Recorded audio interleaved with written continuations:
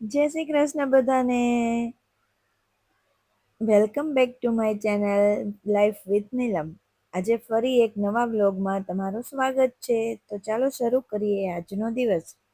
સૌથી પહેલા હું યોગા ક્લાસમાં ગઈ. આજે અમારે બોલ એક્સરસાઇઝ હતી એટલે બધાએ સાથે મળીને ખૂબ મસ્તી કરતા કરતા એક્સરસાઇઝ કરી અને દિવસની શરૂઆત એકદમ ફ્રેશ થઈ ગઈ.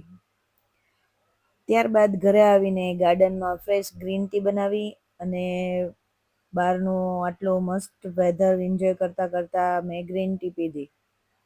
થોડી વાર પછી અંદર જઈને ફ્રેશ થઈને પછી રસોઈ બનાવી અને આજે મારે હોસ્પિટલ જવાનું હતું કેમ કે મારે બ્લડ સેમ્પલ આપવાનું હતું.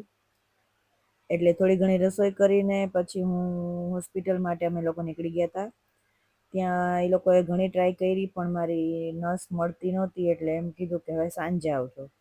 પછી અમે ત્યાંથી નીકળી ગયા અને રસ્તામાં અમને આજે અષાઢી બીજ છે ને એટલે રસ્તામાં રથયાત્રા હતી. તો ભગવાન જગન્નાથજીના ખૂબ જ સરસ દર્શન થયા અને દર્શન કરીને પછી અમે ઘર તરફ નીકળી ગયા.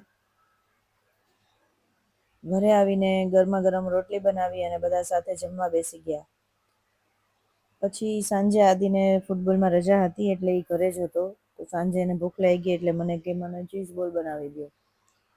એટલે એના માટે ફટાફટ ચીઝ બોલ બનાવ્યા અને પછી અમે પાછા હોસ્પિટલ માટે નીકળી ગયા.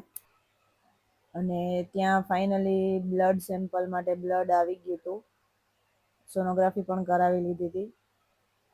અને ત્યાંથી પછી અમે લોકો નીકળી ગયા હતા કેમ કે આજે મારી બેબી રાજકોટ આવી છે.